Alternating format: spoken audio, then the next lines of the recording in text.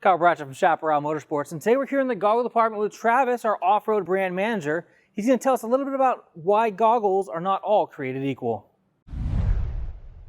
Welcome to the goggle department, guys. As you can see, we have tons of goggles here you can come try on. I was at the sand show the other day and noticed that there was a different goggle that said sand on it, and it kind of blew me away. I mean, I've been wearing goggles my whole riding career, out on the track, adventure riding on my dual sport helmet, but I didn't know there was a difference between a sand goggle and a motocross goggle. Yeah. Can you help us out with that? Yeah, as you noticed, Kyle, there are different goggles for different types of riding.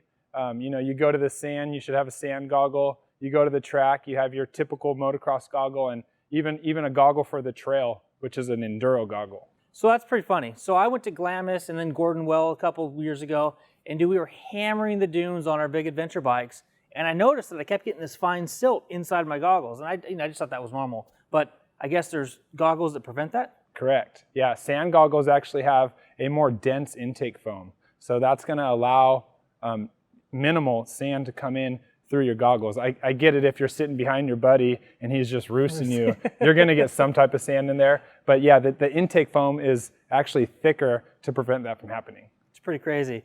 Another thing I noticed was all of my motocross goggles or MX goggles are all clear visored. I didn't have anything with a tint. And out there in the sun, my eyes were baking. And I noticed that the sand goggles typically all have some sort of tinted lens on them. True. So sand goggles not only come with a dual density foam, but they also have a tinted lens that's included if it's not already in the frame. There is a clear one in case you want to do some night riding, but sand goggles will always have a tinted lens. And that's because the sand can get bright during the day. If you have light colored eyes like us, as you can tell, it hurts the next day around. Sure. It's kind of like being out in the snow with no goggles on. So you can kind of get blinded by the bright sand. So the tinted goggles come in a lot of help. It's pretty cool. And then one thing that I've always had to battle with my whole life as far as goggles go are my glasses. So if I don't get an OTG over the glasses goggle, then it's really, really tough. I end up getting the sides pinched in, I get red marks, it's just uncomfortable. So that is correct. They make an OTG, which is over the glass. And every brand goggle is going to make an OTG version. They do have specific OTG sand goggles. That's very limited by the brand.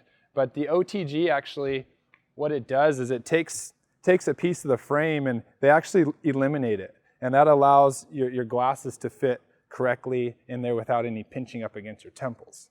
That's really cool. So this particular one, I was trying on a little bit earlier, you literally just stick it over and that foam immediately just forms right around your glasses. I've got a great seal around the edges. Man, these things, probably my next pair of goggles. That's a good idea considering you do wear glasses.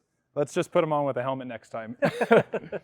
So the next goggle, as far as on the other side of the spectrum, is an enduro goggle. Now, an enduro goggle is full ventilation. It comes with a dual pane lens, which prevents fogging. And then the intake foam, which we talked about on the sand goggle, it's actually less dense than a traditional intake foam. So that's going to allow as much air into the goggle as possible, which is eliminating fogs. So the enduro goggle would be great for that adventure guy.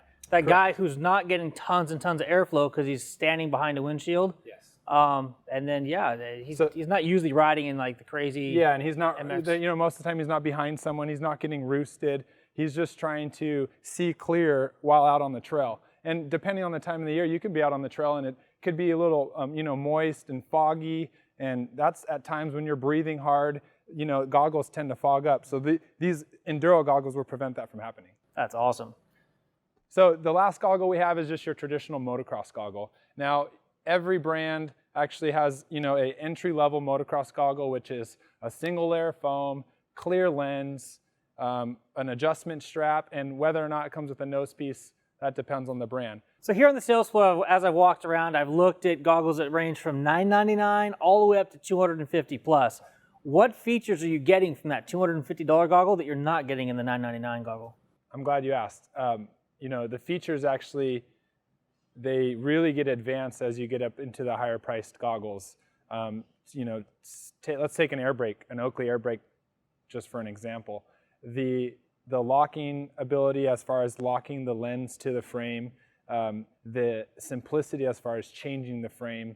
Every piece on that goggle is replaceable. So if the foam foam ends up deteriorating, you can replace the foam. You don't have to go out and buy a whole new pair of goggles. The strap's replaceable. So things like that, the technology that's put into it, that's why the price is where it's at. You know, when you go down into those entry-level goggles, like I mentioned, it's just a single layer of foam, as to where the Oakley air brake has a triple layer foam. So your foam jacks up on a $20 goggle, you throw it away and get a new one. Yeah. Versus your foam jacks up on an Oakley, you replace the foam and your goggle's good as new. Yeah. So I mean, there's those different. I mean, there's different types of people out there. I mean, some guys will buy a box full of $20 goggles, keep them in the trailer for the year, and that's perfect for them. I mean, as far as the desert group goes, that's all you need, because you're inviting different people to come with you on these vacations and they don't have goggles. Me personally, I'm at the motocross track 2 times a week. I need a nice set of goggles and some impact protection when I'm behind the other bikes on the track. Say, Travis, as far as lens quality goes, I know that on motorcycle windshields, right, an acrylic windshield can break and crack easy. A polycarbonate is almost shatterproof. Do we have that same type of situation with goggle lenses? Yeah, a lot of companies are starting to make what's called a high impact lens, meaning they're going away from that traditional Lexan lens, where a Lexan lens, if you were to put it on the top of the table, it's going to sit flat. And these high impact lenses, they're already pre-curved to the curvature of the frame, to where it's more rigid, it's more impact resistant. That's pretty cool.